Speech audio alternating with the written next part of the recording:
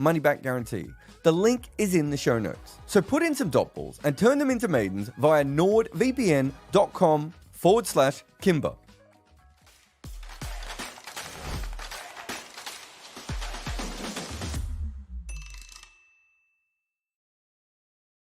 Hello and welcome, ladies and gentlemen, to episode 21 of the Overthrows podcast. I'm Behram Kazi, who you can find at Def Mango on Twitter, and with me, as always, is Jared Kimber, who you can find literally everywhere. We've got some comments already. Arco is telling us that we're late. We know. We are always late. You should get used to it by now. Amit M is also here, and as is Mookie. And our apologies, guys. It's just been a rough day. I mean, Mookie and Arco should know it's Eid here. I've had a day. 6 podcasts and 7 within 24 hours. I can't believe I'm alive.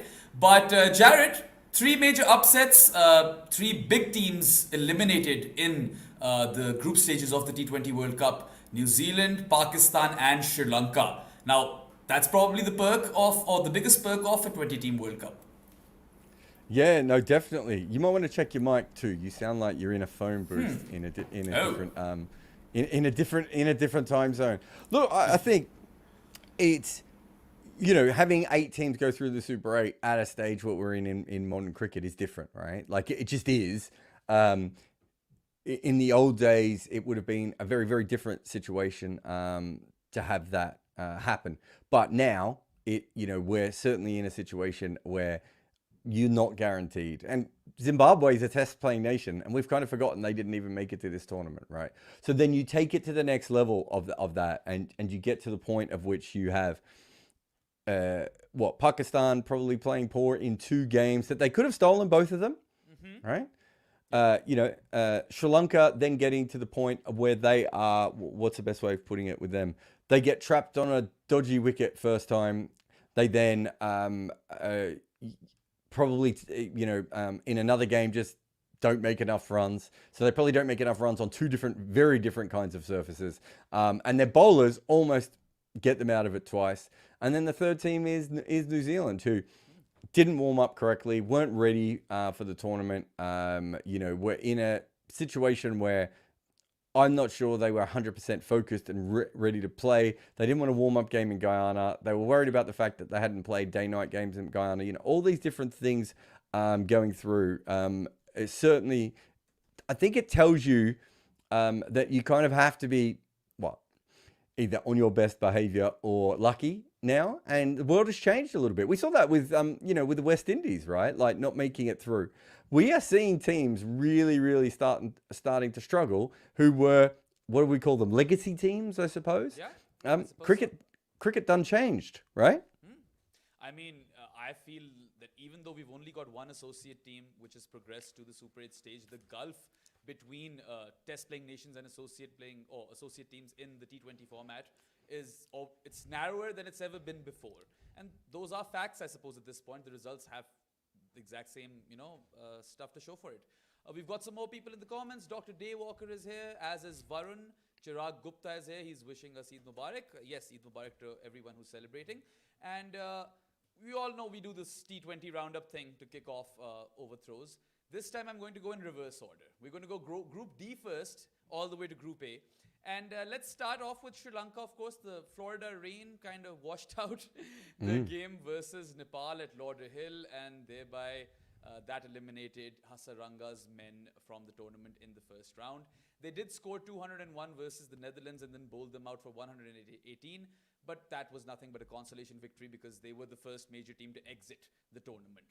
Sri Lanka's batters turned up versus the Netherlands, but that was too little too late. And you'd have to say that in those first 2 fixtures that they lost, their batters let their bowling attack down because the bowling attack competed just fine. Apparently your sound's now too low. So your sound quality is improved, but your sound loudness, we're going to get there. I mean, I think between me and Behram today, we've probably done 14 recordings between us. So if anything, our microphones are probably just tired. Yeah, look, it was a little bit what I was saying before, right? You look at Sri Lanka and that first game, no one knew how bad that New York wicket was going to be. And I thought they bowled really, really well. But did they make 77? Does that sound right? Was it 85? Yes. They made 77. Can you hear me? I can hear you. Well, you might have to check the comments to see what everyone else says, whether they can hear you as well. But I can hear. Yeah, so they don't make any runs in that. They actually bowled really well in that game and kept pressure on. Right, I think I said at the time, to defend 77, you kind of have to be perfect, and they weren't perfect, but they were pretty good. And then you go to the Bangladesh game. That was on the Dallas wicket, right? So one of the highest scoring wickets in this entire tournament. And again, it wasn't a very high scoring game, innings from Sri Lanka. They were still, I don't know, let's say 20, 25 runs below par. And because of that, they were still in a situation where the bowlers had to bail them out. And they almost did again. Right? They were brilliant against Bangladesh. But we've been saying for how long? This is the issue, the batting, right? They have to make more runs.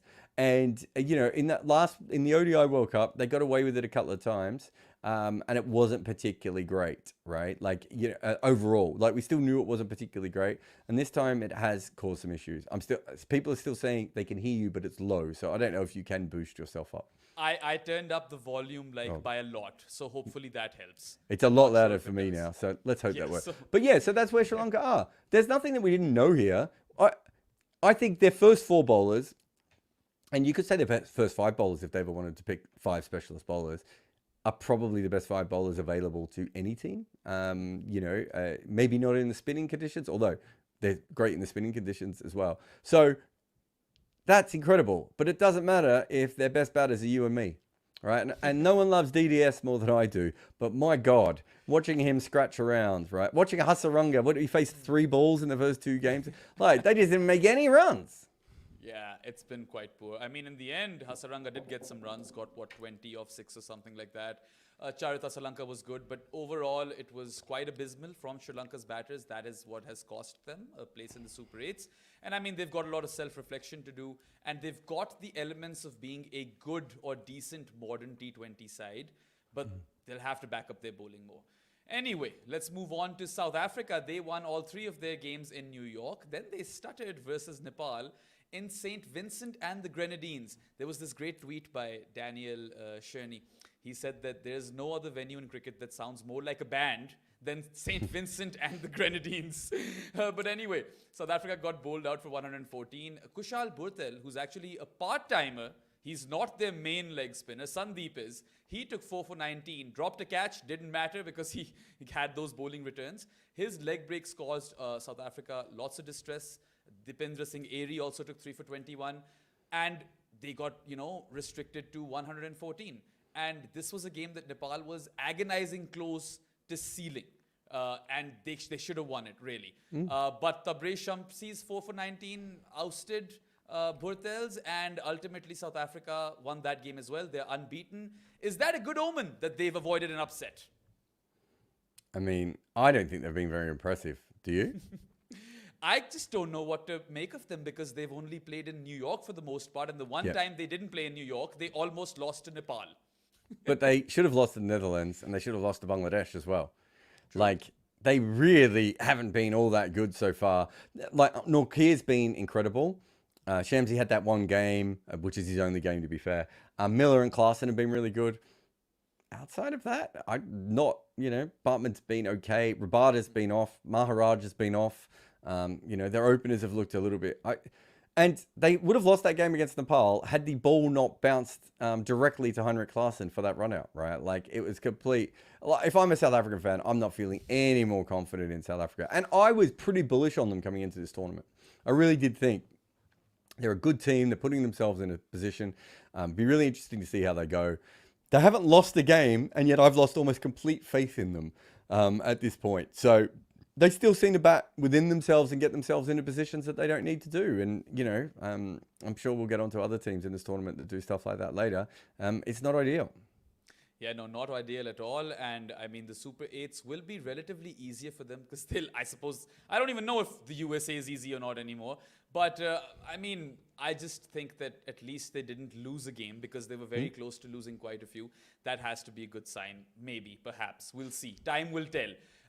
Nepal, they not only gave South Africa a scare, but they also bowled Bangladesh out for 106. Of course, they fell short. They buckled for 85 themselves in response. But they had two solid opportunities to cause quite the stir. They fell short in the end, but someone like Dipendra Singh Airy, he's been mighty impressive, right? With both bat and ball, has that big boy power as well. Their part-timers really rose to the occasion, like Burtel. Sandeep was back, and what else did they have going? Like Sompal Kami was also fine. It was a decent showing for Nepal. Their fans are bloody amazing, but they'll have that feeling that, just one, better step, and we could have caused a real headline in the World T20 or the T20 World Cup. Yeah, I mean, they, again, certainly should have beaten South Africa, and probably Netherlands is the other game. And, even this latest game against Bangladesh, they certainly gave themselves a chance, right? Very bowling heavy team, a strike bowling heavy team, I think, at times too. So that really does help them. But there's not a lot of batting there. So I do think that causes some issues, with them being able to be consistent. It's quite interesting, actually, if you look at this group. It's three Asian sides who all have very decent bowling attacks, and between them maybe have a good batting lineup.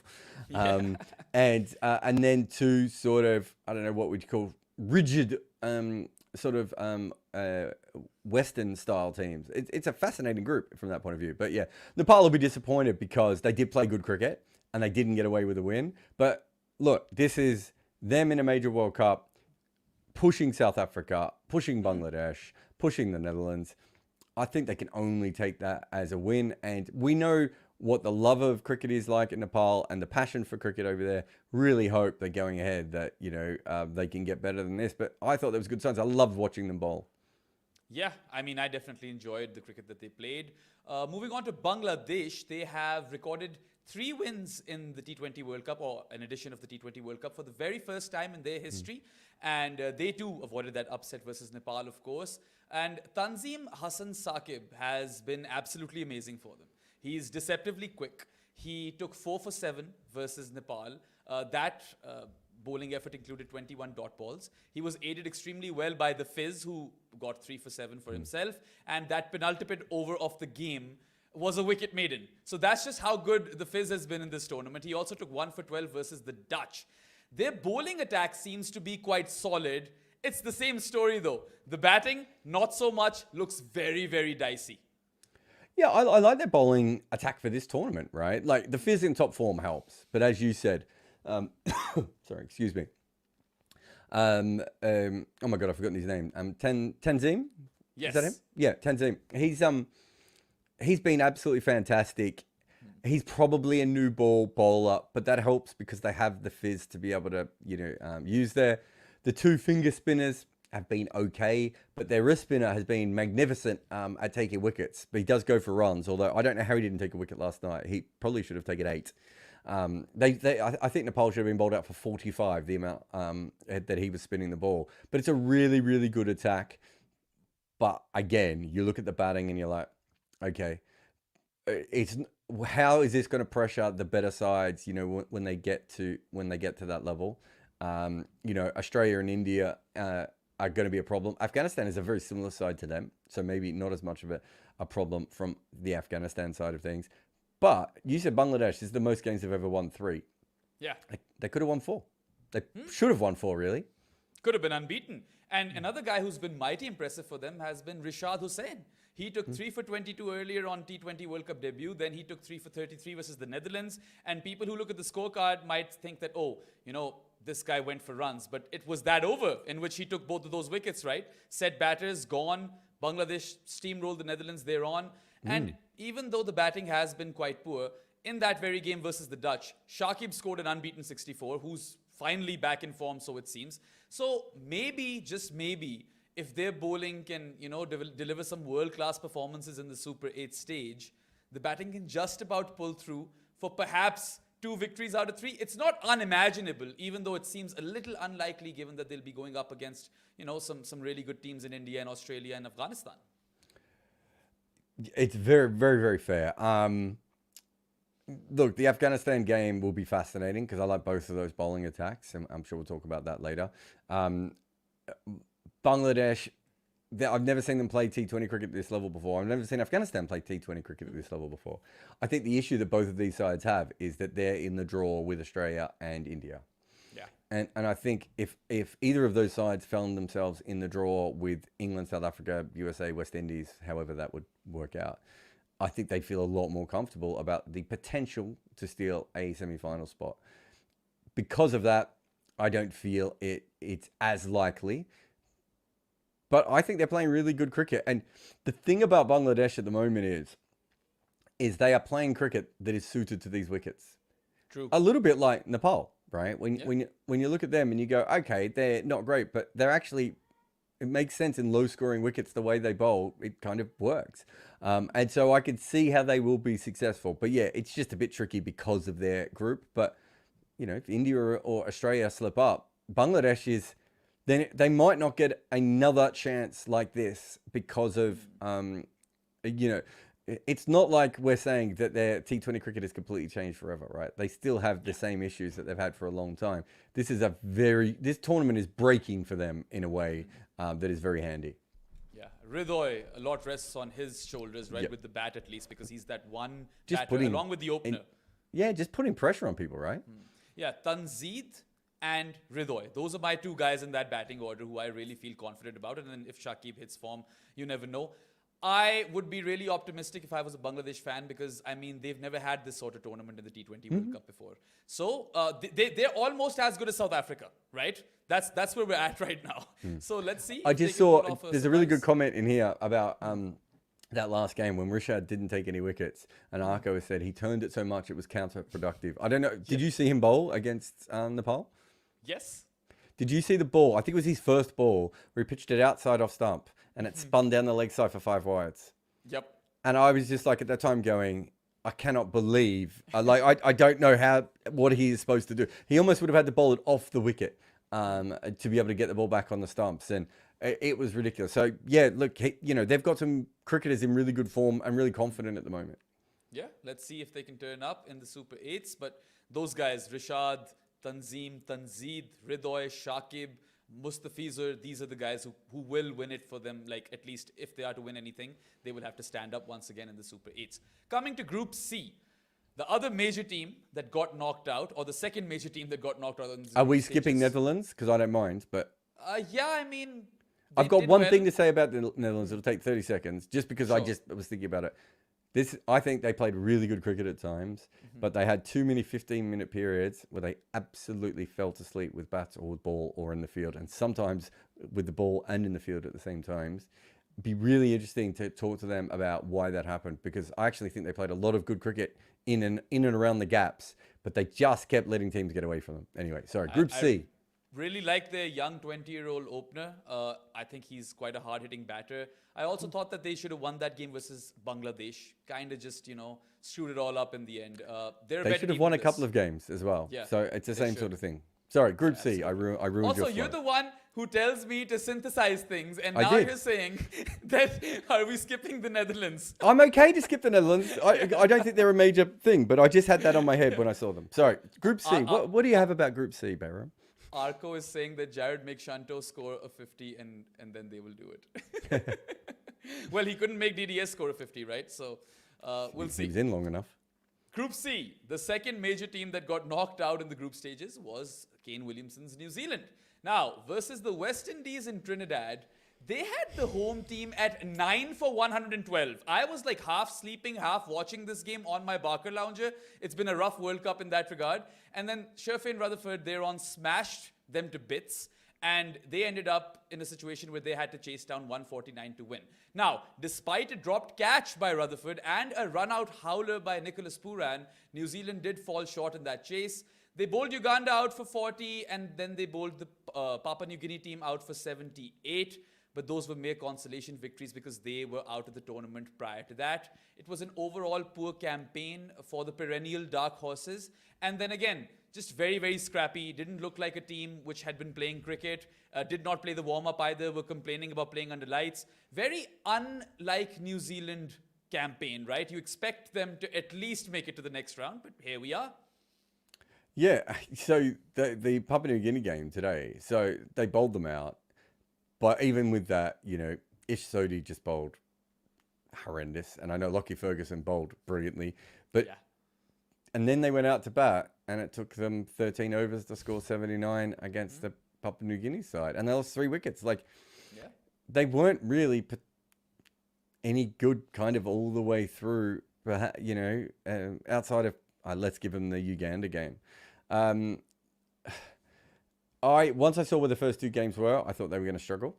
And so nothing in my mind really changed all that much when I saw that happen.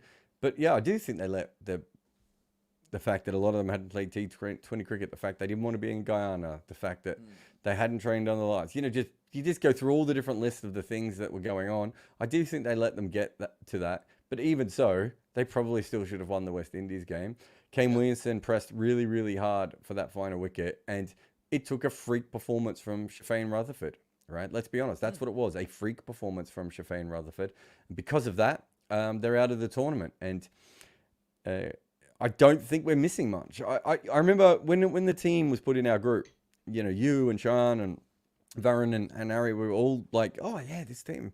And if you go back, I was like, you guys sure? Like, I never really felt it. And then when it was in Guyana, I was like, yeah, I'm ready to write them off. I don't think this is going to be a team that's going to win the World Cup. Yeah, the only good thing about New Zealand in this campaign, or 2 good things, were A, the teal kit. It's unfortunate that it's going to be one of those jerseys that gets knocked out in the first round.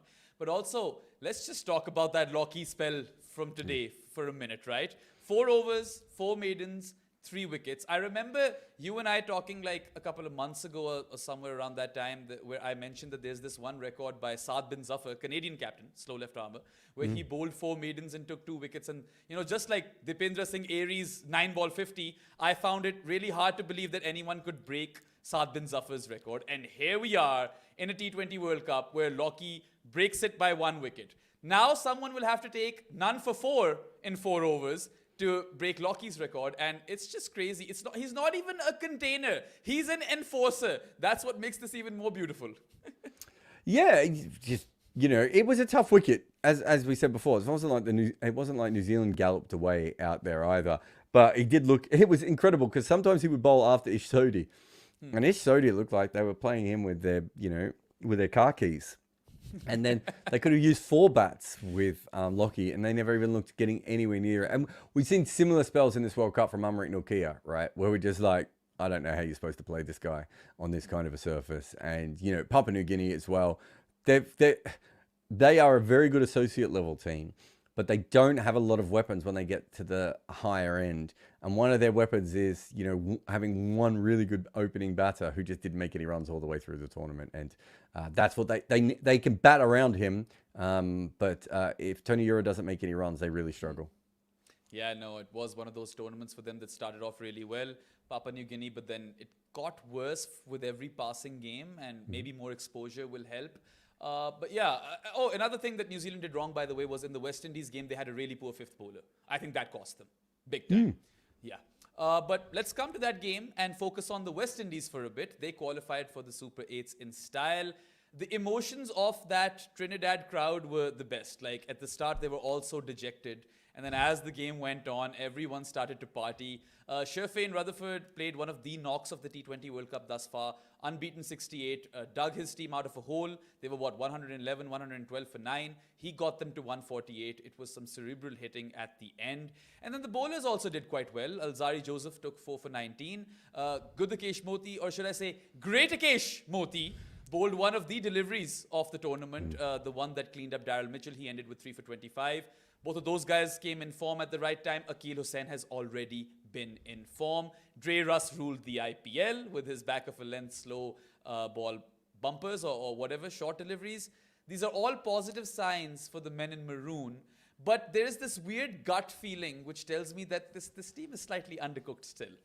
This is the other team that I think a lot of people were excited about, and I was like, I don't get it. So I think they were like 25 or 30 to 1 at one stage. I could be wrong, but they were quite out there, and then they came into about 8 to 1.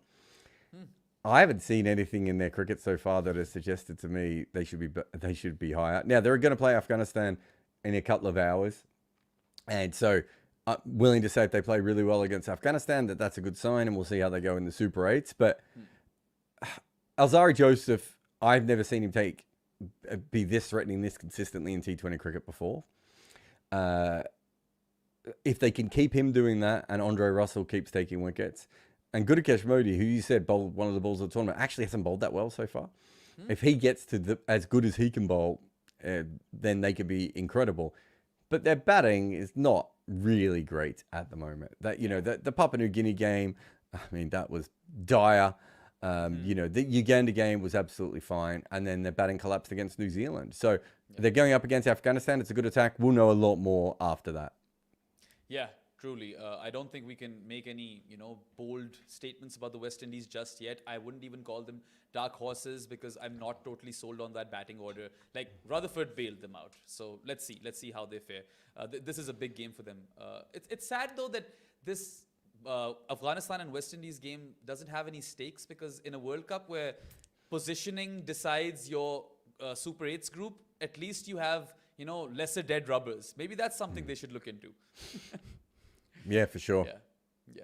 Anyway, lastly, let's talk about Afghanistan as well. They are still unbeaten in Group C, much like the West Indies. They steamrolled Papua New Guinea to advance to the Super 8 stage. And Fazal Haq Farooqi started with the ball yet again. Took 3 for 16 in this particular game. And in 68 deliveries in the T20 World Cup thus far, he has 12 wickets. So that is 12 wickets in 11.2 overs. It is a bizarre stat, really.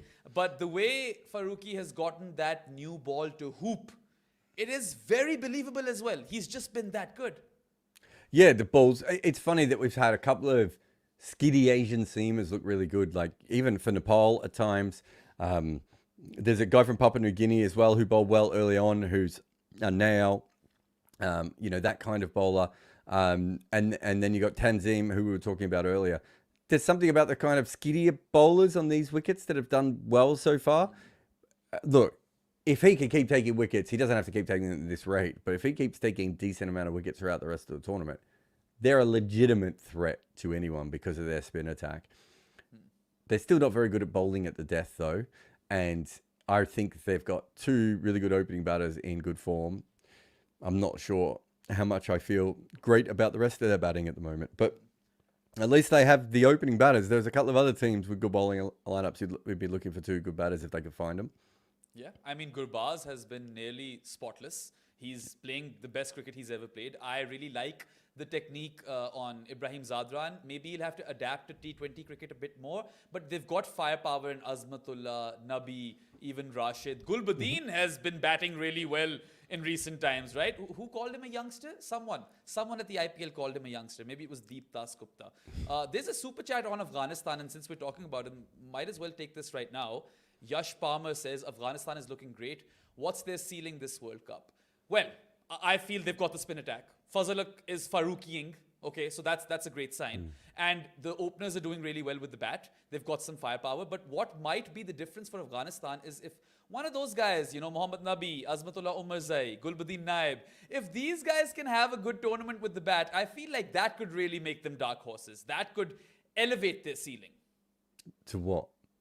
I don't know, a semi-final spot? Oh, I think they're a semi-final chance, even with their flaws. I don't think they can win it, because I don't think they can win 2 games in a row against the best teams without death bowling or reliable batting behind their openers. I think, again, they might be a team who is just in contention for the semi-final and not actually get through to it. But them and Bangladesh are really interesting sides who are probably, again, both on the wrong side of the draw, right? Like, as good as Afghanistan has played, they might even beat West Indies tonight and not win a single game in the Super 8s. Right? That is a very distinct possibility. Where is the other semi-final? One is in Guyana, and if India and Afghanistan qualify, Afghanistan cannot play in Guyana. So the other one, it really depends on where it's being played, because I would back Afghanistan and Guyana. Is right? it Barbados? Well, that might not be the worst thing either, because we've seen that Kingston wicket kind of slow up really a lot. So No, not Kingston, Barbados at the Kennington Oval. Kennington Oval, sorry. But you're right on the wicket. You just got the Yeah. name wrong. Kingston is Jamaica, my bad. And Kingstown is St. Vincent.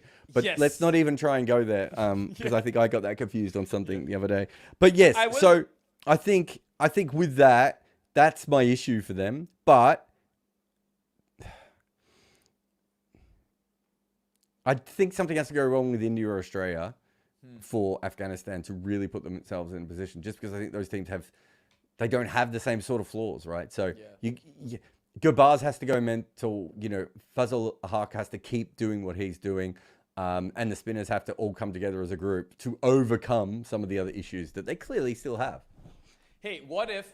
Someone said it's Barbados is the final. Yeah, oh, right. That's right. So, yeah, Trinidad if they get the the Trinidad semi, I would be a bit more concerned. If they get Guyana somehow, let's suppose Australia and Afghanistan qualify, and Afghanistan get Guyana, then you never know because you'd back them in that game, right? And then the final is also in Barbados, which is a touch slow. So it's interesting. I mean, I wouldn't rule them out entirely, but yeah, of course. I mean, when you're talking about a ceiling, maybe World Cup winners is a bit too rich for now. Anyway, on this note, let's take a short break. We're done with the last two groups, C and D. We'll be back after This is brought to you by Cricket 8. They are a new player in the game trying to educate fans on what is really happening in cricket. We have a partnership with them where we host live watch-alongs, do podcasts, and write articles. If you want to know what is really happening with our game, visit cricket8.com. If you make any content, Minvo Pro is the tool for you. Take your long format content and cut it and slice it for social media. This AI-inspired weapon will turn your one piece of work into so many clips. Try Minvo.pro now. Welcome back to Overthrows. You guys are with Behram and Jared, and we've covered Group C and D of the T20 World Cup. Time to come towards Group B. What better place to start than England, who have survived. They've made their way to the Super 8 stage in dramatic fashion. They bowled out Oman for 47, in which Adil Rashid's Googlies on their own took like 4 wickets. And then the express pace duo of Wood and Archer took 3 each. They chased that target of 48 down in 3.1 overs, thereby eliminating the net run rate threat altogether, which was very, very England of them. And then they were on the brink of elimination once again when the Antigua rain threatened to wash out the game versus Namibia. But the cricket gods smiled on England and Joss Butler's attacking champions, and they gobbled that opportunity basically. It was a 10-over-a-side game. Harry Brooks' 47 off 20 helped England to a score of 122. They were never going to concede that many runs versus Namibia in 10 overs. And all they needed thereon was an Australian victory versus Scotland, which happened. So fantastic turnaround by England, right? Yeah, I mean, they lost one game and the other game was washed out. Yeah. They didn't play brilliantly against Scotland, and they didn't play brilliantly many times against Australia. Although the first 6 or 6, before Zampa came on, they were certainly doing pretty well in that game, right? Yeah. Well, not in that game, but in that innings, I should say. They were fighting fire with fire until Zampa derailed them. He got both openers, right? So. It probably feels worse than it is. Like, there are times where I was like, England and Pakistan deserve what they are. And there's a sense of that because, like, England did lose to Australia, but then the other important game was washed out. So, when it comes down to it, they probably did deserve to be in. I do think, though, if I was Scotland and I was looking at certainly the USA and Bangladesh, not in a derogatory way, but I'd be thinking to myself, we're probably in better form and more rounded than those sides are. But we happen to go up against a group that didn't have any weak teams. We didn't even get a chance to beat England, when we were in front in that game. I think that's where we are from Scotland's point of view. But from England's point of view, I don't think they've been massively impressive. But maybe this World Cup couldn't handle another team of that level not making it to the Super 8s, right? Yeah, I mean, that would have been extremely dramatic, right? I mean, it would have been the weirdest T20 World Cup of all time if that happened, because you expect England to move forward. And had that game versus Namibia gotten washed out, I would have called them unlucky. 2 rained out games is bad luck. That is where I kind of draw the line. But coming to Scotland, of course, they gave such a spirited fight, right? Brandon McMullen, Baz's clone or whatever, or what Brendan McCullum's name would have been in an old cricket game. That it would have been Brandon McMullen. He smashed 60 of 34 versus Australia, which inspired Scotland to score 180 runs. There were also 6 dropped catches by Australia. We'll come to that later. But it was always going to be a steep ask for them to qualify for the Super 8s once England had kind of killed off the net run rate debate. Yeah, it was very tough for them. I mean, in some ways, we were saying that England might be robbed because, that washout would have caused them. Scotland might be thinking to themselves, we were mildly ahead in that game at that stage. And so we might be the team who was mildly robbed by what actually, went about, because they didn't get a chance to beat that other side. They smashed Oman. They got themselves in. Or McMullen got himself stumped because he forgot where the crease was in the game against Namibia. And yet they came back and absolutely smashed. So the two other associate sides, they looked a clear level above them and a distant level above both of those sides. Yes. And they pushed England and Australia at various times. I think Scotland did everything that they needed to do. As I said, they were probably just kind of in the wrong group. If they found themselves in the group with Ireland and Pakistan, and they might have been a whole different world for Scotland, right? Who knows? Because I think Bangladesh obviously has a better bowling lineup than them, but Bangladesh doesn't have the sort of power that Scotland has, or the informed batters. Even if you take away the power, right? It doesn't have that sort of. They didn't have that sort of stuff. And the USA has been in great form, but I don't know if I would say the USA have played better than Scotland have. If you count their batters, right, all of these guys mostly in form. You've got Munsey and Jones up top. You've got McMullen. You've got Leask. You've got Berrington. You've got Cross. I would take that batting order over Pakistan's right now, right? Like, that's a lot of firepower. And all of those guys kind of complement each other. And they have that never say die attitude as well. I like the way Scotland play their cricket.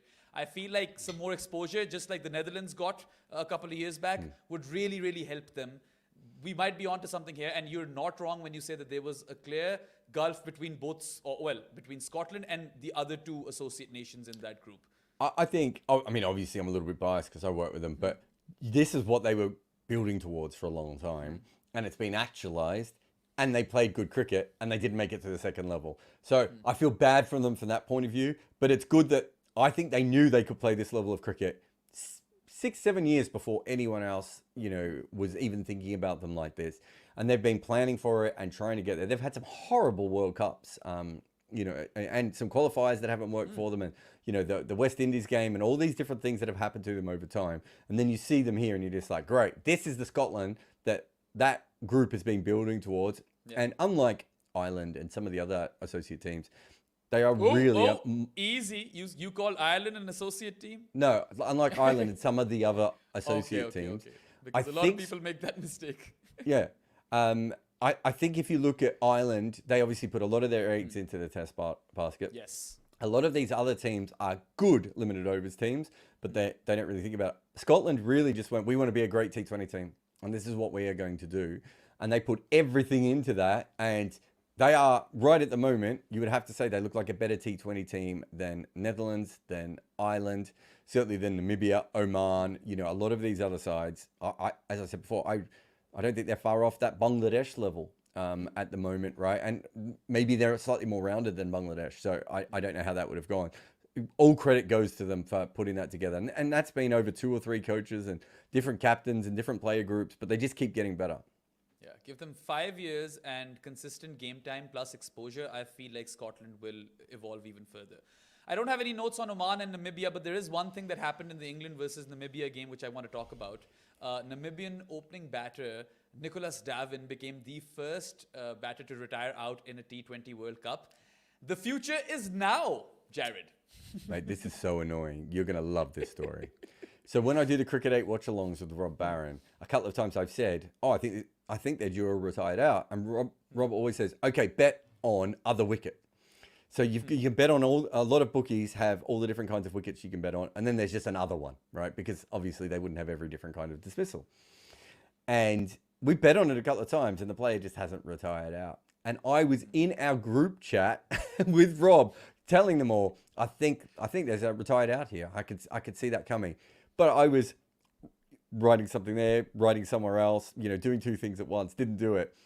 Some bookies had it at 200 to 1. Wow.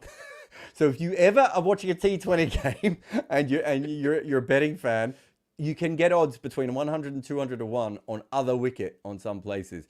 Wow. Look, they just got massively stuck in that innings, didn't they? They both the openers had to be retired out. I was watching it with my son And I was just sitting there the whole time going, they have to get David Visa in. They have to get David Visa in. And you know, when you sometimes you say that, and then the bloke comes in, and he doesn't do it. And he comes in, he hits a six, and my son's like, "Oh, you know a little bit about cricket. You've worked this out."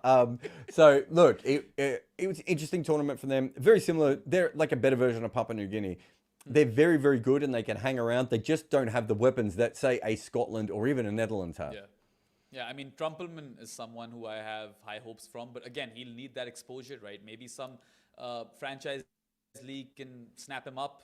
There are not a lot of left-arm seamers who can bowl it good clicks, so he's someone who I feel has that potential. Maybe Erasmus does as well. But anyway, we got what we expected from Namibia. Let's come to Australia, who are the last team that we need to touch on in Group B. They are unbeaten. Thus far in the tournament. They bowled Namibia out for 72 this week, thanks to Adam Zampa's effort of 4 for 12. He's really been, on a roll for Australia in this World Cup. And then that score was chased down by Australia in 5.4 overs. So as far as power play batting goes, Australia are completely, batting it on another planet. They've nailed that part of their game. And then after dropping 6 catches versus Scotland and letting them get to 180 odd, they were rescued by half-centurions Travis Head and Marcus Stoinis. The latter went absolutely berserk, and he's been in terrific form all T20 World Cup. They also played like 3 bowlers versus Scotland. I kid you not. If you count Ashton Agar, Glenn Maxwell, and who was the other seamer? There was no other seamer. There was Adam Zampa and Stark and Nathan Ellis. So that's like 3.5 bowlers, more or less. And they still won. They did England a solid, although some people have been a bit skeptical about that. Yeah, I mean, they've been interesting. They were brutal against England, and, brutal against Namibia. Didn't think they played brilliant cricket against Oman. And it's hard to tell with Scotland of whether they were just playing with their food or whatever, but they did get themselves in a hole in that game. Whether it was just that dropping that many catches meant that Scotland made 20 more that was comfortable and they lost wickets. But Travis Head was batting in a weird way. I don't know what was going on. Clearly, they weren't trying to lose the game because they won the game and they had plenty of chances to lose it if that was their intention. I think if you compare Australia to South Africa, they're the only 2 unbeaten teams from 4 games. I know India is undefeated and West Indies and Afghanistan. But they're the 2 teams undefeated from 4 games. I think there's more positives from Australia than there is things to worry about. Whereas with South Africa, I'm not sure you would feel quite as comfortable with that at the moment. Yeah, I would say that they are hot favourites to lift the title, though, considering the brand of cricket they're playing and they really maximize the power play. I think that's key on surfaces like these. And the bowling attack isn't the best one in the tournament. But if Zampa keeps firing, Hazlewood and Cummins, those guys can bowl their cutters. Maybe Stark loses his place to Nathan Ellis. Who knows? That might happen. But yeah, it's not. I mean, I think the issue is if it does become a really slow and low semi-final, final, that's when they're going to be tested. So I think someone put in the comments that Australia play Afghanistan in St. Vincent's as well, right? Like, we're going to know probably pretty soon. Where do they play India? Do you remember? Where's that game? I do not remember, but someone will. That's another game that I think, you look at it, that one is in St. Lucia. So that one helps Australia. That one helps both teams in a way. Oh, yeah, but what I mean is I think if Australia's picking a surface to play India, they'll be more than happy to go to St. Lucia rather than play them on one of the other ones. So the India game may not be the issue, but I do think Afghanistan and then the semi-final on the final, it's just not quite how this team is set up. And they're not the only team that has this. Australia has this as well. England has this as well. Of these teams were set up to play T20 cricket in a certain way, and this tournament isn't allowing that. It's just a question mark as we go ahead. At least South Africa, we can question them all we want, but South Africa have had the ability to play in a lot of grit and grind games, even if it was on a very different kind of pitch. True. Let's see how Australia play in the Super 8 stage. But for now, I would say that I would rank them ahead of both England and India, and those 3 teams are pretty much the main contenders anyway. Coming to Group A, lots of rain, right? Both of USA versus Ireland and India versus Canada were washed out in Lauderhill because South Florida was on flood watch. And there was so much rain that just like Sri Lanka earlier, Pakistan also got knocked out. They, of course, did have 2 consolation victories versus Canada and Ireland. They had to chase 107 in both. Versus Canada, they got there relatively comfortably. And versus Ireland, they nearly pushed the self-destruct button, somehow got over the line. This might just be the worst we've seen of Pakistan in a T20 World Cup campaign. The only other contender would be 2016, because they were quite horrible in that one as well. It's a weird one because I'd love to get your opinion on this. But essentially what happened was their bowling didn't really get great until the last game when it didn't matter. Yeah. Their batting, we can all go on about how defensive they were, but the real issue was they kept losing wickets. Like they just lost a lot of wickets. I'm not sure where you go with that information because you expect the bowling to be better next time. And you expect to either go back to them playing par scores or to start attacking more. But when you're trying to play at par scores and still losing wickets, I don't know how you think about that as a team. It's a confusing one. Maybe Gary Kirsten will need 1 or 2 more days of preparation next time. Maybe a fortnight. Right now, currently, they're spreading false rumors about Gary Kirsten. I'm sure you've caught up with that. Estelle shared that tweet, and I was quite pissed off about it as well. But yeah, my assessment was that, yes, of course, the loss of wickets was huge in the batting department. They did not maximize any of their power plays. They were, 30 for 3, then 35 for 1, 28 for 1, and then 40 for 2. And we all know that even on a surface like New York, when the ball is nice and hard, you kind of, take a bit more risks. And, if you can get to 50 over there, then you're far ahead of the game. Pakistan did not look to do that. Fakhar Zaman continued to play at they continued to play him at number 4, even when Saim Ayub was dropped. So one of Babar and Rizwan could have made space for him, use him in his, optimal batting position, but they never did that. The bowling wasn't terrible, but honestly, they should not have conceded 106 versus Canada or versus Ireland, right? It wasn't terrible, but it wasn't, we're going to win the World Cup with our bowling either. Yeah, absolutely. And Shaheen was quite abysmal right through to that Ireland game, right? Sure, he took a 3 for 22 and hit 2 sixes, but honestly, it was a little too late. And 2 wickets. If he bowled like he did against Ireland all the way through that tournament, I wonder if Pakistan are in the Super 8s now. That's how good he was against Ireland. Where I was watching him going, I felt bad for the Ireland players, because they were good players and they were made to look stupid there. Yeah. There's a lot of good players around the world that if you face that Shaheen Afridi, good luck. Yeah, absolutely. And he turned up, 3 games too late. If he bowled like that against the USA, I don't see how they make 100. Absolutely. And they weren't incisive as a bowling unit versus the USA. Now, Mohammad Amir had a good tournament, but that super over takes everything away from it, right? All those wides kind of takes the sheen away. And I suppose Naseem Shah was good. Can't really fault him. He was all right. Haris Rauf should have defended 15 off that final over versus the USA, and that came down to 12 off 3. Rizwan scored a 50, and he was probably Pakistan's best batter, and that tells you a story of how poor the batting really was, right? Because Rizwan was fairly mediocre himself. And their fielding was so bad. So many misfields, so many half chances that could have gone the other way. They did not help themselves over there. And, the discipline in the bowling wasn't there. They played 2 games in New York. All they had to do was pitch it at a good length or a little back of a length and keep it within the stumps. They were giving width. They were bowling bounces. They were bowling fuller length deliveries. You only have yourselves to blame after that sort of shit. They weren't the only team who didn't really exploit the New York conditions. Don't get me started on Kagisa Rabada. But you're right. I don't think what part of their game was anywhere near its best in this series, right? Not a single facet. There wasn't anything... Yeah. Maybe the best thing that they did all tournament was when Shaheen Afridi stole those 2 runs, and it which they didn't get, which ended up being a dead ball. That might have been it. And also they did really bring that game back against USA when they were massively out of it and looked like they were going to get flogged, and at least took it to a super over, of which they then played one of the worst super overs in the history of cricket. So we did the super overs quick picks today, so. You guys can stay tuned for that one. I wasn't on that one. I can't wait to hear Rob Barron be angry about things. But so look, it was terrible all the way around. And if anything mitigates their terribleness, and it doesn't, Ireland were worse. Yes. And I thought it was hilarious that Pakistan-Ireland game was supposed to be the hinge game of that entire thing. By the time they played each other, neither team was even in contention. Yeah. What a pathetic effort from both of them, really. And, they're both going to be really upset. And we will focus on Pakistan because Pakistan is a former winner of World Cups and everything else. But Ireland should be just as annoyed. We both thought that they had a chance of going through the Super 8s, and they've gone home with 0 wins. And Bottom.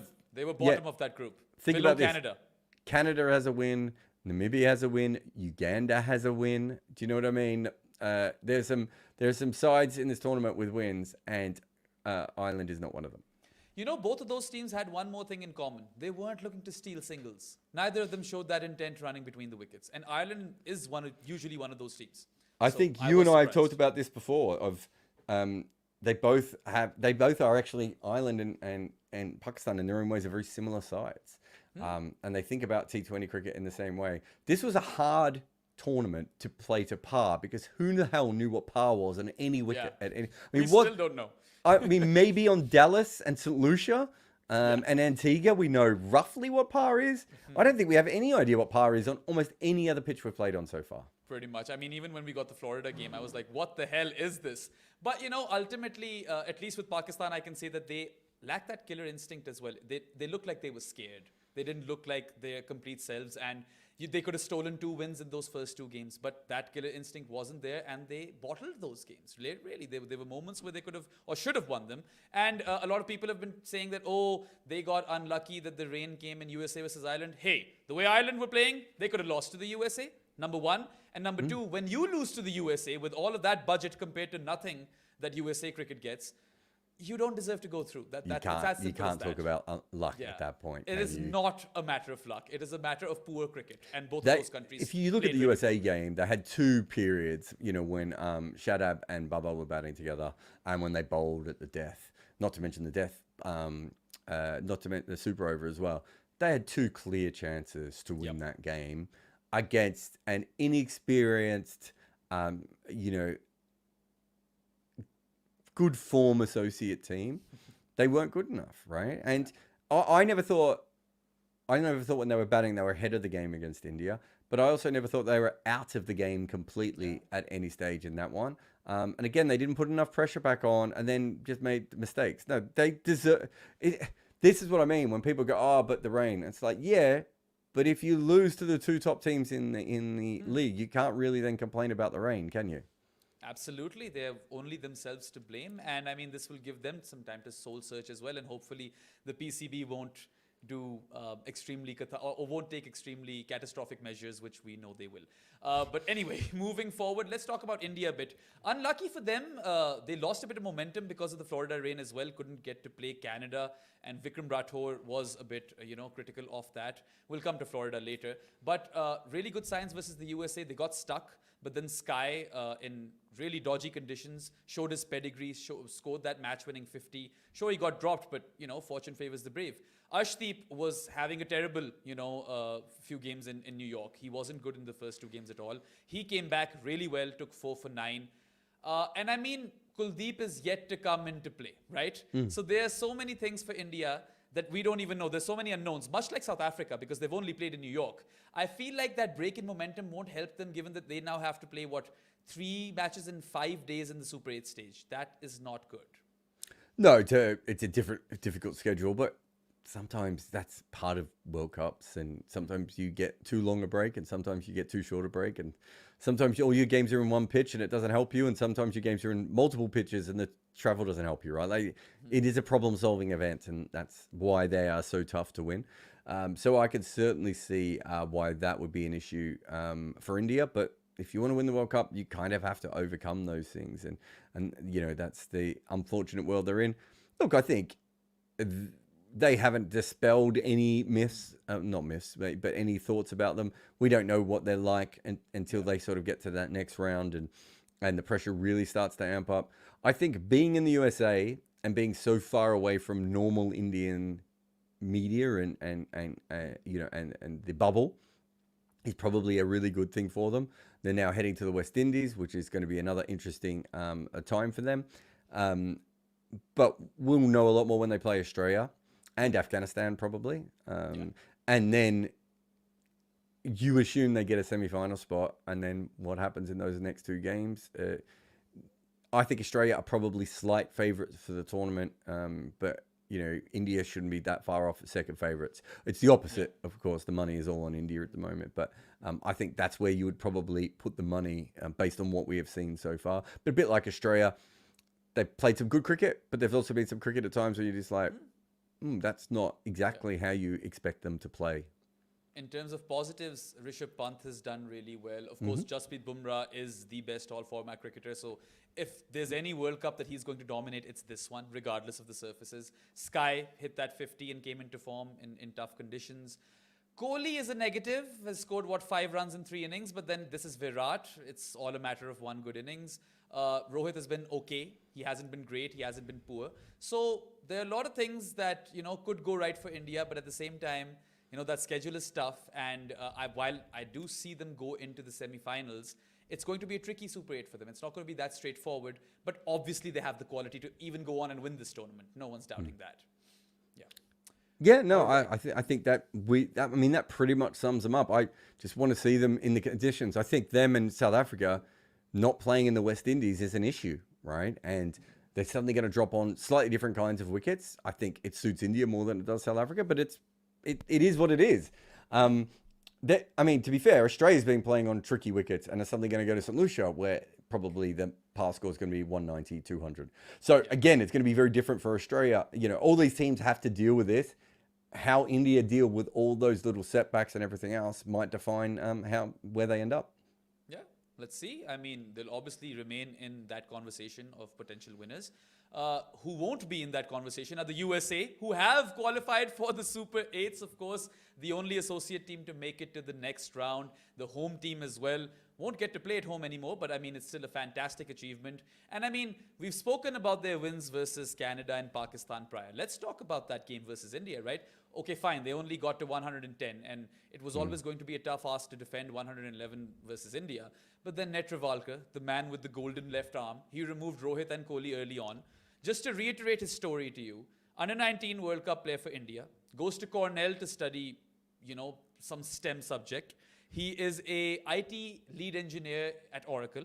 He's taken time off to play this World Cup. He'll have to get an extended leave as well. He plays the ukulele, he sings, and he also has some sort of patent on some specific automation. So this man is absolutely killing it. He's cracked life. It's a hell of a Tinder profile. Yeah, everyone's going to be swiping right on that. But, he also dropped Sky in that game.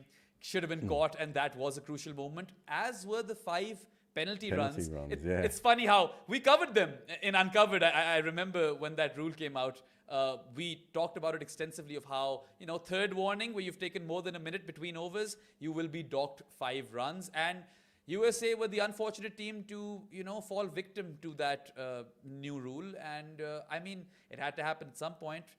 It happened at a bad point for them because it wasn't unbelievable for them to win that game versus India at one point. They were in it. No, definitely. I think the drop catch probably had the bigger impact. But on that pitch, we saw this with the Bangladesh four buys situation, a 4-leg buy situation, right? Which we're doing a foot marks on. Both of those, what India got was they were behind run a ball and they went to run a ball. And Bangladesh lost those 4 runs. So instead of going to run a ball, they stayed behind it. That is huge, right? And on that pitch, it doesn't sound like anything anymore, but this is like a 1990s ODI now, right? That some of these pitches. And so not being run a ball on that particular, especially that New York wicket, was just killer. So it was a big moment. But yeah, the drop catch. I think if they take that catch against Sky, it would be really interesting to see how India would have gone from then. But, all credit to the USA. They've got a lot of players in form at the moment. Would have loved to have seen them against Ireland, just one more game, just to get a better look at them. I love the way they came back against Canada. I love the way they came back against Pakistan. I love the way they came back against India as well. I wouldn't mind it if they didn't keep putting them in positions where they have to come back from everything. But they're playing confident cricket at the moment. I think they're the weakest team in the Super 8s. But you look at that group, and who are they going to have? They're going to have South Africa, who, if there's any banana game in the history of South African cricket, it's going to be USA. England, not quite. Probably should be able to push through them. And the West Indies is another game where the USA would be like, I think we've got a chance here. Just a small note. Obviously, I have my book out, Overthrowing Cricket's Empire, which is all about the first times that teams beat England. There's been 3 games in this World Cup which I have absolutely supported England, and it has been Oman, Namibia, and the USA, because I don't need a whole book. I don't need to have to write another chapter at the last minute and try and slip it through. Yeah, well, we'll see. You can't write off another upset at the hands of the USA, because they have been good in each and every game that they've played. Even the India game, right? That catch is taken by Netravalkar, 5-run penalty isn't conceded, and till a very long period, it looked like, this game is even Stevens.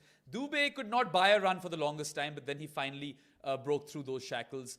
It was a pretty good game. Like, for a neutral, I feel like, one of those weird New York games that we all end up enjoying, but then we think about all of the injury risks at play. You guys should go watch our footmarks on that as well. We spoke about the Big Apple minefield at length. Anyway, we've got a quick segment now following our T20 World Cup Roundup, which is complete, and that is a bit on women's cricket. There have been 2 games. India's women have, taken down South Africa's women in the first ODI. I believe it is being played in India. I can't quite remember. I think it's a home series. But a powerful display by India. Scored 260 odd, cleaned up South Africa for 122. Smriti Mandhana scored 117, absolute star of that particular show, and generally she's amazing as well. And then Hypercost, I don't know if you're here, but you alerted us about Asha Sobhana, the leg spinner who was the oldest debutant for India in T20 cricket, and she did really well then. Well, on ODI debut, she did amazingly well as well. 4 for 21 versus South Africa. She's 33 years old, and she's bowling those leg breaks to perfection. Lots to love about this victory for India. Smriti 100 and the debutant doing wonders. The only thing I know about this is that I got very confused that India was playing South Africa at one stage when I looked it up, and that it's in Bengaluru. So those are the 2 things I know about it. But yeah, I think you wrapped it up really well.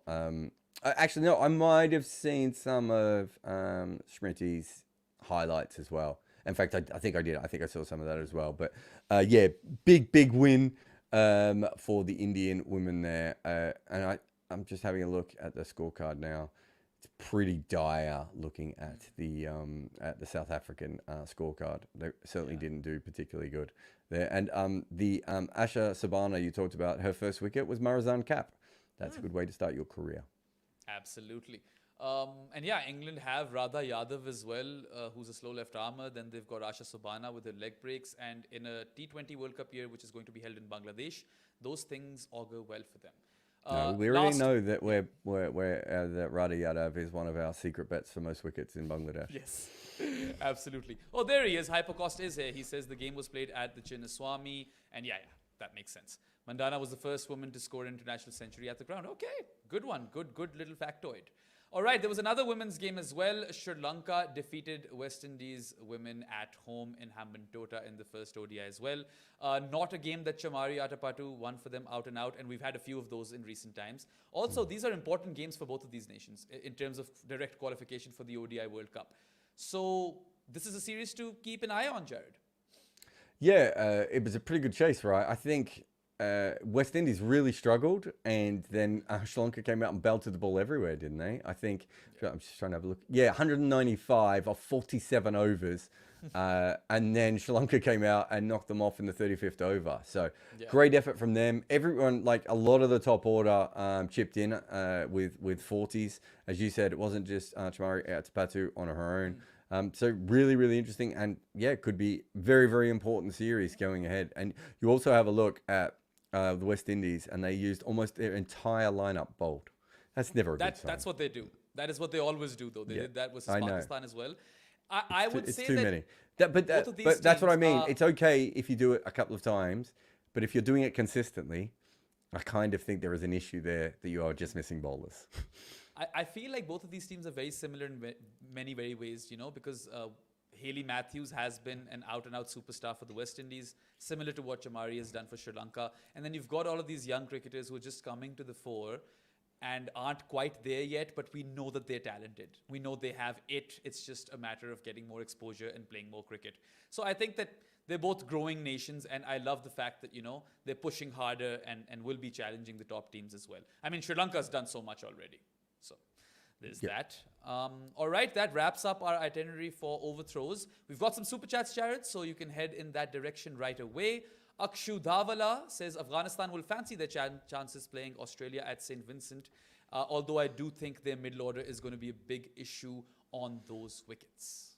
The two issues are if Australia can withstand Afghanistan. I think was it Travis who said today that you can do anything in the last 5 overs if you have wickets in hand.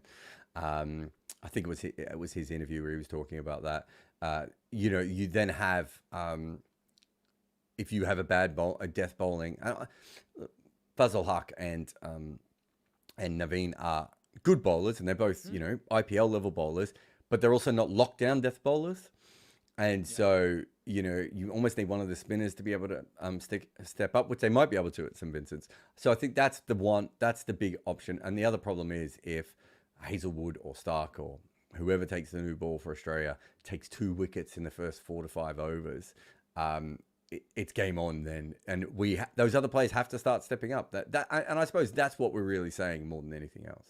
Yeah, I feel like versus Australia, Afghanistan would probably fare better if they batted first. If Gurbaz gets off to a start and one of those guys in the middle like Azmatullah or Mohammad Nabi click, they get to around 170, and then Fazal Haq Farooqi takes early wickets up front, and the spinners do their job. You're looking at a potential upset, but I would back Australia in that game. Not to say that Afghanistan have no chance. All right, next super chat is by Oz or OZ, not sure how he pronounces it, but he says there is still a Victoria Cricket and New South Wales bias, ? And is there similar in Pakistan? I think he's asking if there's still some sort of bias between Victoria Cricket and New South Wales, and then he's asking me the same question with regards to Pakistan. So I haven't checked the numbers, but last time I checked, Victoria has the most registered cricketers in the state, and actually underperforms in the national team for how many Victorians they have. There's a whole other issue that I won't get into, which would be like an hour subdivision on that topic. New South Wales probably slightly overrepresented in the Australian team, but again, have a look at the players that they have. They're pretty good. So I think that makes sense. And they're the 2 most populous states. So is there a bias towards them? Probably, but there's also a lot of them. Right, and I think that comes down to it. There are biases all the way through international cricket, though. Have a look at where the majority of the Sri Lankan batters come from. It's from 2 schools, right? English batters usually come from nice schools, and English fast bowlers usually come from up north somewhere in the clouds, right? There's lots of biases when it comes to this, and it's one thing as Bayram glows in the dark on this podcast. Suddenly, we've had all sorts of things with Bayram. We've had the wrong microphone, we've had sound, and now he's lost his power, but we've got this beautiful still image of him to remember us by. Is there similar with Pakistan? I think Pakistan's one of the hardest scouting jobs in the world. I would absolutely love for the opportunity to work with Pakistan cricket on coming up with a system to scout them, just because of what's the best way of putting it? My face is in the middle of 2 frames here. I just think it would be a really fascinating system to go through, because I think it's almost the worst scouted cricket team and the best scouted cricket team. And by that I mean they do really reward, what's the best way of putting it? They do really reward random players kind of from nowhere, right? But at the same time, they don't really have a system to find those players. And so there is a sense of randomness that is required to find them in the end. So, yeah, it's certainly a really, really interesting one from that perspective when it comes to Pakistan. But, yeah, I'm sure Bayram would have had an answer on what would have happened with Pakistan from that point of view. But the truth is that there is almost no doubt at all that there are biases within all selection, right? And at the professional level, at the amateur level, all the way through, there's always an issue there. As he's back. I'm back. Sorry, there was some electricity issue or internet outage. I'm not sure, but luckily enough, it wasn't that long delay. Anyway, where are we at? Are we still on that same question? Okay. Just yes or no, are there biases in Pakistan selection? 100% there is a Punjab bias in Pakistan. It is the most populous state, and people who are in power from that area in particular do give favors and that sort of stuff. There is a Punjab problem in Pakistan, 110%. All right, Path right winger. I was missing you, man. I was like, where is Path super chat this time? Anyway, he says, saw Farooq Engineers attacked or house attacked. It's his house, he meant Yeah. there too, yep. I read that. His house was attacked by fans in 2007. He had retired in 1975, but he means to Parsis, according to Path, what Ganguly means to Bengalis. How much do we think that the pain of the 2007 ODI World Cup loss affected the growth of T20 cricket? I grew up believing in the nonsense that Greg Chappell's strong-armed Indian players to lose. Now, that is definitely nonsense. They didn't get along. There's no secret to that. There was a lot of infighting and that sort of stuff. I don't see a correlation. It's an interesting one because they won the T20 World Cup around that time. So it was a bad moment. But also, weren't they coming to sort of a transitional period as a team? Younger players come through, older players coming through, and didn't they win the next World Cup straight after that? And hasn't Indian cricket grown and grown? Look, I think you can get haunted by losses, and I think you can over-intellectualize things and all these sorts of things as cricket teams and as fan bases. But at the end of the day, like, the next Glenn McGrath is still going to be the next Glenn McGrath, right? And the next Shaheen Afridi is probably still going to be the next Shaheen Afridi. And if you can't find them, that's going to haunt you a lot more than a lot of fans moaning about a World Cup loss, I think, in that way. But I understand his point. For the longest time, Jared thought Farooq Engineer was Pakistani, was it? Or Not for the longest time. Specifically, I had... so 1950s and 1960s cricket... just not my era, right? So I knew a little bit about the Australian team. I couldn't have told you many of the England team. I didn't know any of the New Zealand. Like, it just wasn't an era. Up until late 1960s, I knew a little bit about the West Indies and Australia, and that was about it. And yeah, and I didn't know, and I think I just guessed wrong at one stage and just got, and you know what I'm like, once I get a brain worm in, like, it just enters my head and I can't get it out. And so I convinced myself that he was a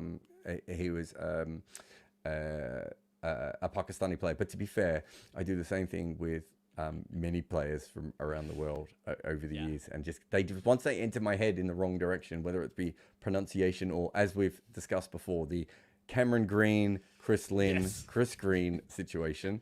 It eats in my brain, and Farooq Engineer was definitely one of those. But yeah, early on in your career... Was he the selector or something? Why did they storm his house? It's a good question, actually. Yeah. Maybe he just had a house that was storm-worthy. I don't know. Yeah. I didn't even know in 2007 if he was living. I would have thought he was living in England. So that was the other thing about Farooq Engineer.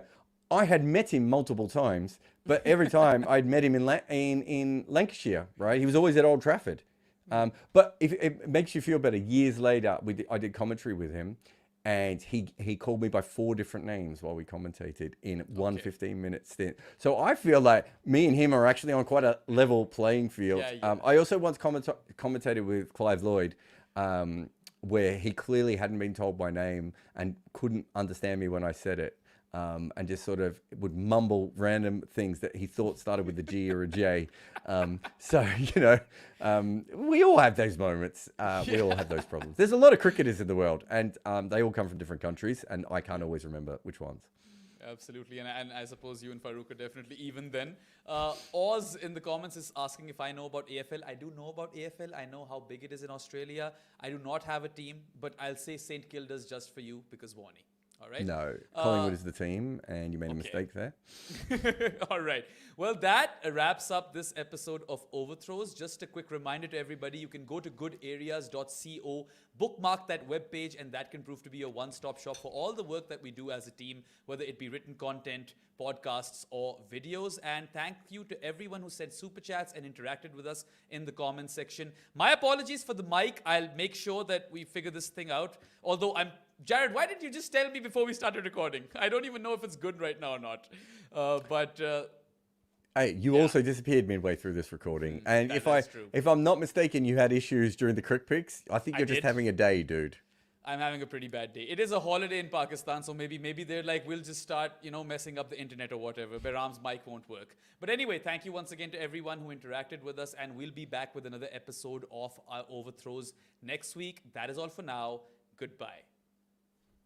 And for those of you who are with us on YouTube, you can stick around because after this short ad break, Jared and I will be back with episode 89 of the Uncovered podcast. So stay tuned.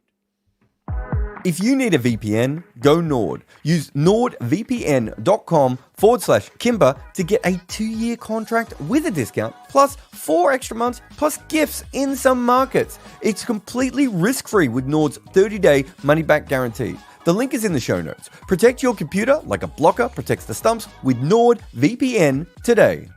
Celebrate your cricket heroes with Bodyline t-shirts. Explore their player-inspired tees, featuring legends like Sachin Tendulkar, Brian Lara, and Viv Richards.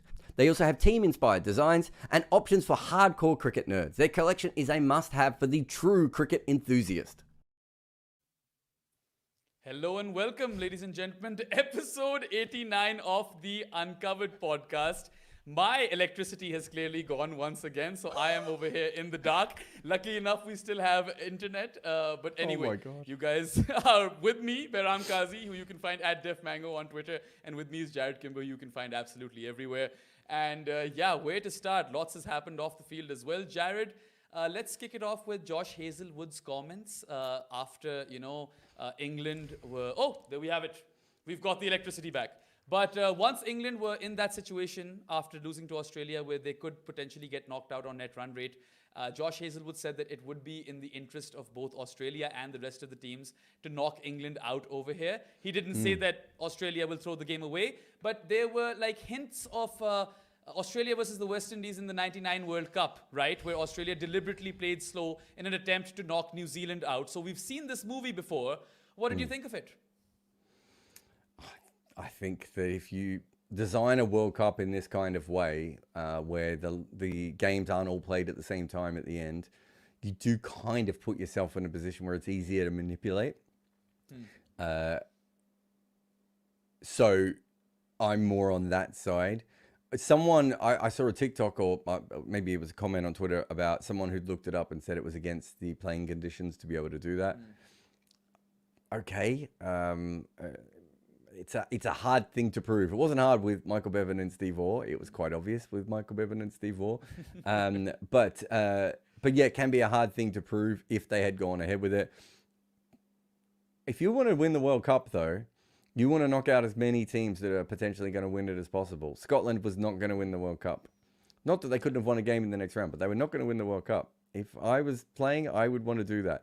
But I would be checking the playing conditions very, very carefully beforehand. There was a great TikTok about this. Oh my God. I meant to make a video about this. It was so funny. Brad Haddon. This is when Australians are so ridiculous, right? We are such a ridiculous culture because we say things so definitively and they don't make any sense. So I think it's the Willow Talk podcast. I've never listened to the podcast. I've only seen the TikToks, but the guy who hosts it gets on, Dan Christian and other really interesting cricketers, and Brad Haddon's on it quite a bit as well. And he says to Brad Haddon, do you think the Australians were serious? Could they do that? And Brad Haddon goes, nah, Australian cricket, that's not how we think. We would never do that. And the co-host is like, yeah, except that time we did it, right? And it just shows you how ridiculous it all is. I think the truth is it was probably more of a passing comment by Josh Hazlewood.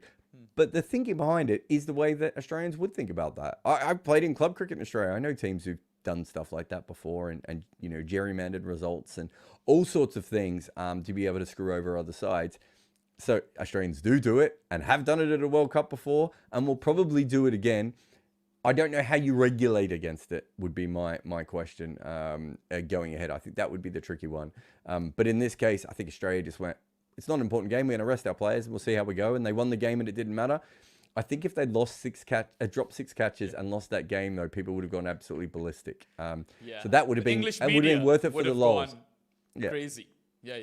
Piers Morgan, could you imagine? Piers Morgan would have had to that TV channel that was cancelled. He would have had to re-up the TV channel with his own budget just to get on people to yell at again. Yeah, absolutely. I mean, at that point when they did drop 6 catches, I'm not going to lie, I might have even thought about it, right? My mind would have gone there. But then, when that game unfolded the way it did, clearly Australia were out there to win. It would have made for some great television, though, had they lost that one. One thing I want to pick your brain on with respect to this, what do you think should happen in this sort of scenario? Like, I saw a bunch of posts by Cricinfo which was saying that Mitch Marsh could cop a potential fine, 50 to 100% match fee, but he could not be suspended for any games. That's apparently, part of the laws or whatever. What was this all about, and what should be the way to deal with this sort of stuff? The best way to deal with it is the way the Football World Cup works, where the final round of all the group games is played at the exact same time, so it's much harder to manipulate any of this stuff.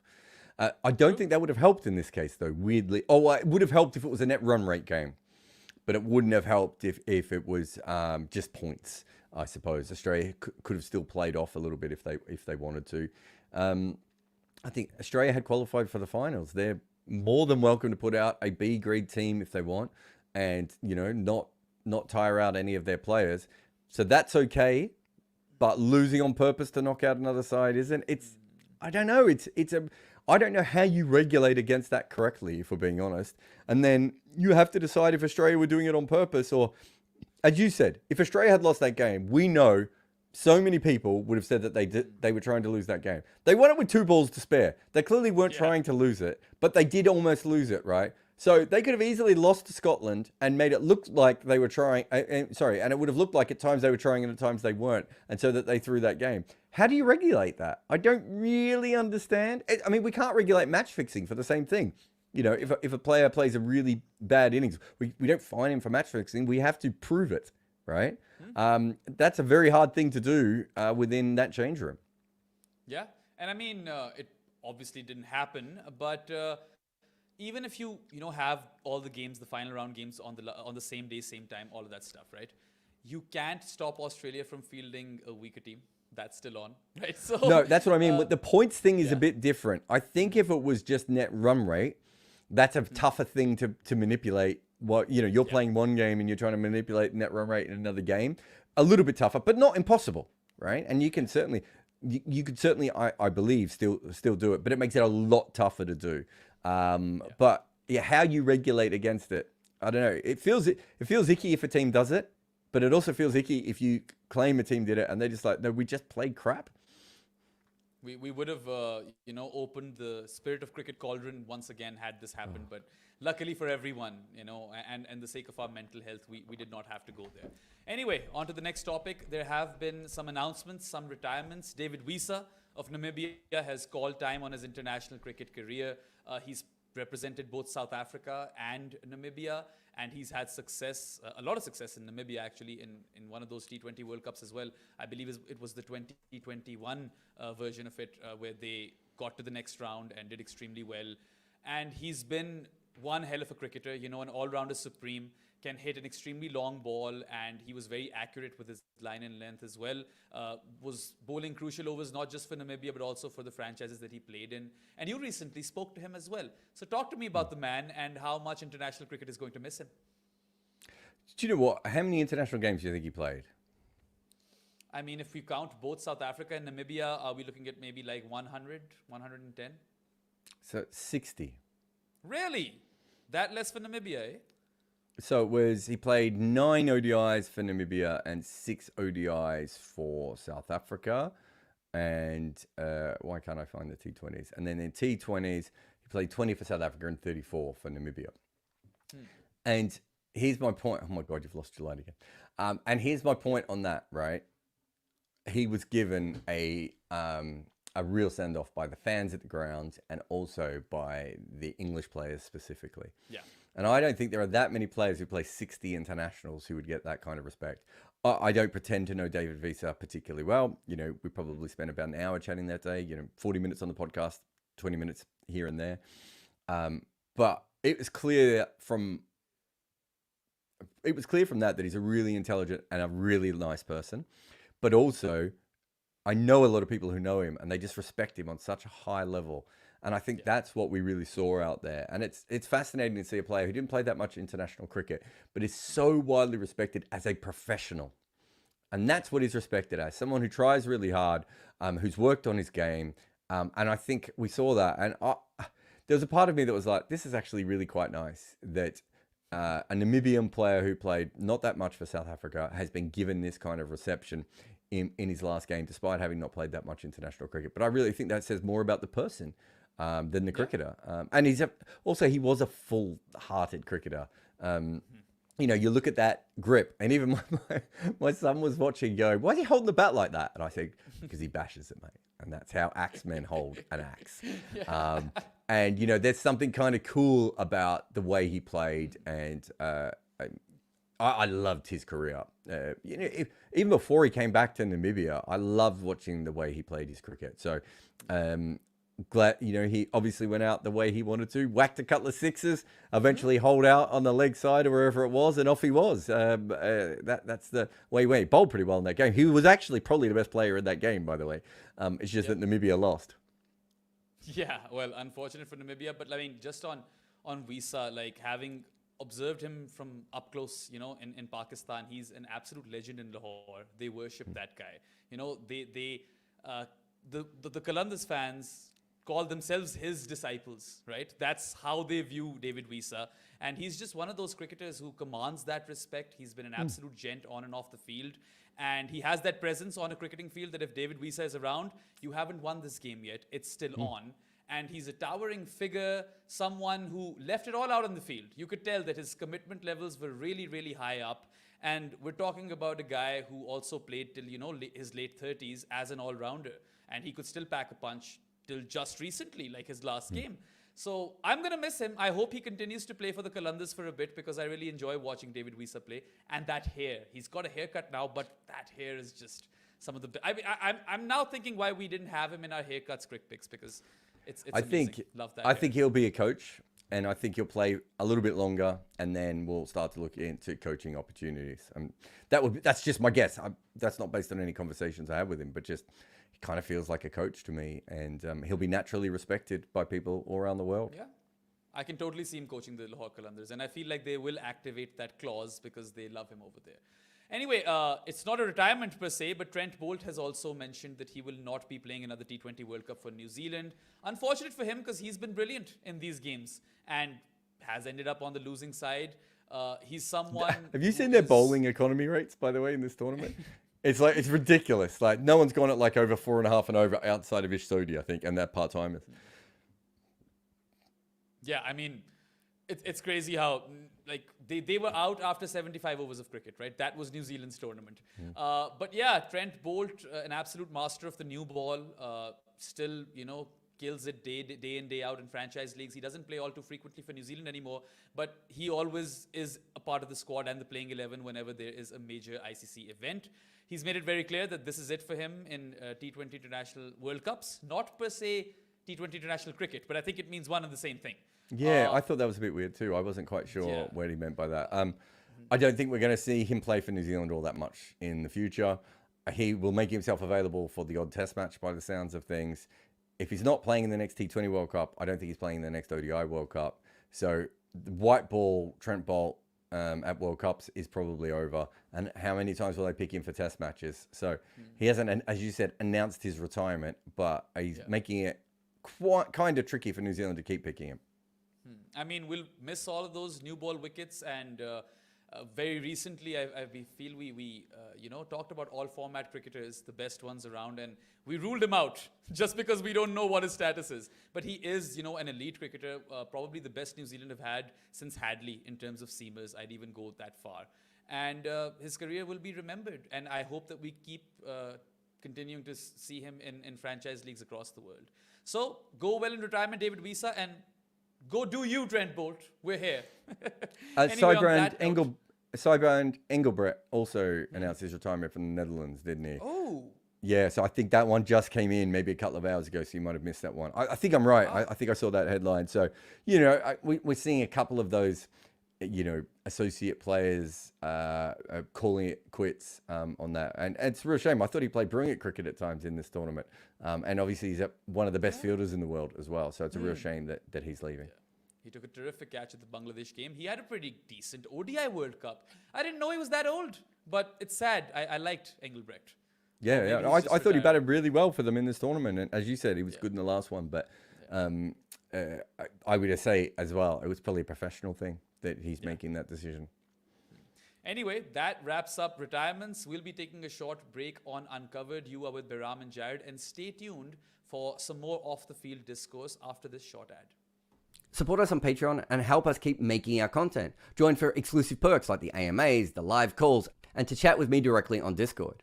You can also enjoy ad-free content, early podcasts, and access to my emailer. Step up your cricket-style game with Bodyline t-shirts. Explore their exclusive player-themed t-shirts, including favourites like Virat Kohli, Kane Williamson, and Ben Stokes. They also have team-inspired designs and options for hardcore cricket nerds. Their collection offers something unique for every fan. Hello and welcome back to Uncovered. You guys are with Behram and Jared, and another thing that we need to talk about on this show is that Sid Monga piece on the Lauderhill facilities in Florida. I haven't read that one. Sorry, I must have missed that one. I'll give you a quick briefer on it then. So in those two washed out games, after the Sri Lanka one, because during the Sri Lanka game it was raining, but in the USA versus Ireland and India versus Canada game, they were a combined 30 minutes of serious rain across both those fixtures, yet we did not have a single ball, that was played. And apparently one side of the ground had really poor drainage, so that was an issue. But then there were some inexcusable things which the ICC, I believe, needs to be held accountable for as well, in terms of the super sopper breaking down on Friday and then going for repairs and then coming back. And then you might have noticed this, but there were not enough covers available. They only had enough covers to, cover the surface and the run-ups.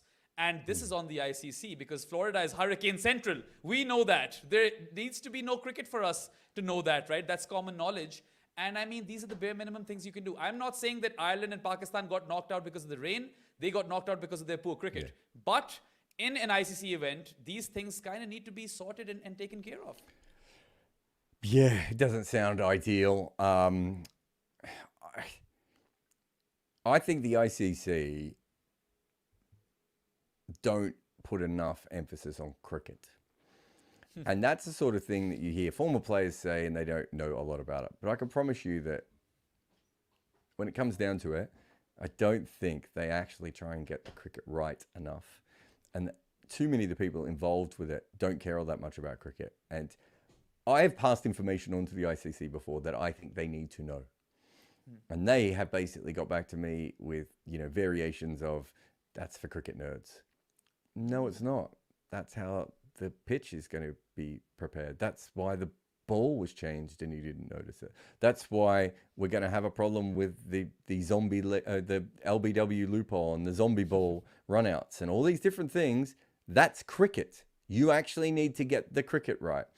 And, too often in this World Cup, they have shown that they are not up to the job to get the cricket right. And it's quite poor of them to be in that situation.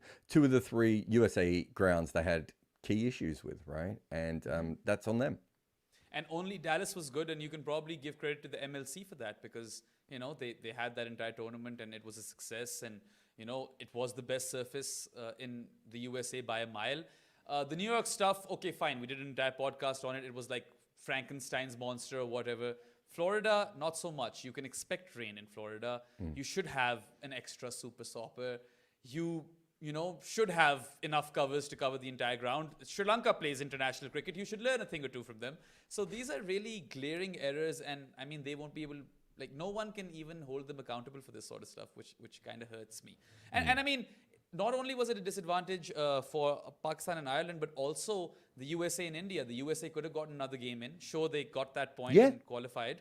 But India had, a break of momentum. And that's not ideal for them. So overall, quite a big shit show, in the USA. And I mean, for all the exciting games that we've had from an organization point of view and an administration point of view, I don't think the ICC was up to par. But yes, that is pretty much it, Jared. That wraps up our itinerary for Uncovered. Let's move to the Super Chats. Sheraton KD says, P-Dog said, Josh said that to put pressure on England to push their net run rate even more, it's all mind games. I mean, maybe he did mean it. Who knows? So I respect Prasanna a lot, but do we really think England needed more pressure to score quicker? in that sort of situation. Like, it's England. They were going to go whack the ball anyway against these sides. Like, of all the teams, that is absolutely pointless. And secondly, not having a go at Josh Hazlewood. I think he's a really good cricketer and a smart person, but he's not Ashwin, right? He's not a 5D chess master. I think he just thought, yeah, maybe we will. Maybe we'll have a look at that if it comes to a position where we can knock out a team that might be able to win the World Cup instead of us. I can't see any situation where they would be like, if we say this, England's going to bat so quick. Yeah, it's England, guys. They're going to bat so quick anyway. The pressure side of it isn't going to change anything to them. Also, Sheraton, so yeah. like if it were mind games, it would make more sense if they were yet to play Australia. Oh, sorry, England. That's where mind games come in. Not when you've already played that team. Not when they're playing Oman. You know, I find that improbable. I think if anything, Josh Hazlewood probably taking the piss a little bit, right? And he was like, yeah, we'll think about it, right? We'll have a go. Just because it's the funny way of going about that answer, as much as anything. I think that's the more likely thing. I did see Mitch Stark go, you took him, you guys blew it up in the media. Well, no, he said it. Like, he could have said no. He could have said, no, we're just going to play cricket, right? He said it. Don't suddenly blame the media for reporting what your player said. But I think that, again, tells you it was probably just Josh mucking around a little bit. I mean, you say that sort of stuff, and of course it becomes a headline, especially when England do have one of, that sort of media which pounces on these sort of things. Also, coming to the final super chat of this episode of Uncovered, we've got Path Right Winger again. He says, Eid Mubarak, guys. Eid Mubarak to you as well. I see a lot of cool new Lankan and Pakistani talent, but not a lot of Kiwi talent. Can we bet on a Lanka-esque downfall for New Zealand cricket? I don't know, man. For New Zealand, you always get these primed cricketers who are 32 years old, have lots of miles under their belt, and they're ready to hit the international circuit. You don't really get that with Pakistan and Sri Lanka all that too often. I would much rather have the seasoned professional. I think the big issue with New Zealand going forward is bowlers. Jameson isn't going to be fit. There's a lot of other guys that I don't think are particularly world class that they've been trying out. I think there's some real issues with their bowling coming through. Young spinners and bowlers. If you think about their batting, and I don't know if Path means in all forms of cricket, but I think he kind of does. But Devon Conway's going to stick around for a couple of years, right? Because it's taken him forever to get there. Blundell, as is Darren Mitchell. Yeah, Blundell and Mitchell, again, took a long time. I don't expect any of those guys to retire quickly unless their bodies disappear. Ravindra, Phillips, Chapman's been on the verge for a really long time. Alan, Seifert, there are players out there that are there and thereabouts, not to mention Will Young. Bracewell. Bracewell's another one who waited forever to break through. And some of these guys are only 28, 29, 30 as well. I've got no issue there, but the more I watch them bowl, the more I'm like, how are they ever going to get anyone out once, like Wagner's already gone, Bolt's pretty much gone, Jameson almost never plays, and Southey's got to be on the last gasps at this point. I really worry about that, but the batting, I don't worry about it as much. But I don't know. I don't know what that next generation becomes, because sometimes you have that generation that wait forever, and then when they finally get their go, you go, oh, that's why they were waiting. They weren't quite good enough to push the other guys out. And sometimes they break through and you're just like, oh God, they should have been playing for years, these guys. Yeah, and that's happened with a fair few New Zealand players, right? Whenever they come onto the scene, you're like, where was this guy? Yeah. But they are experiencing a bit of a dark moment, but that happens when golden generations are on the wane. It's a very cyclical thing, Path, and New Zealand have a sporting culture in that country. Like, there are so many rugby rejects that go on and play cricket. Kyle Jamieson is one of those guys, right? I believe that's his story. I don't know if he's a rugby reject, but he was certainly, like, he's a late bloomer, certainly a late bowler. He was supposed to be a batter when he was younger, right? So, I think there is a professional element to their sport. I think Bayram's right. Like, Pakistan and Sri Lanka don't have that. It's cricket or bust for the most part. And what's interesting about that is, Pakistan and Sri Lanka did have money in the game early on, whereas it's not. And I think Ross Taylor, the first year he was supposed to play first-class cricket, was the year that the players went on strike. As Ian O'Brien says, I'm not sure you can call it a strike because no one was getting paid, but they went on strike from domestic cricket because they weren't getting paid to play domestic cricket, right? So that's within our short-term memory, that sort of thing. So New Zealand went from really amateur and then have put this really good professional structure around. But, you know, at a certain point, especially if you want to win or make finals of World Cups and semi-finals of World Cups and win test matches, you need to take wickets. And I don't see a great lineup coming through at the moment, but they still have Matt Henry. Lockie Ferguson's still going to play for them in domestic cricket. In T20 cricket and white ball cricket. They're not completely bereft, but a couple of years ago, they looked like they had one of the best wall cupboards? Cupboards, just cupboards. Wall piles? I don't know what I'm trying to say there. But they had bowlers, and now they don't. Yeah. And I mean, I would trust New Zealand to continue to produce cricketers. They'll get another bowler at some point because they have that professional setup and a sporting culture. You look at any sport, New Zealand are there and thereabouts. New Zealand, Australia, they'll always have a team. Regardless of how good that team is, they will have that team. They've made it to football World Cups, for crying out loud.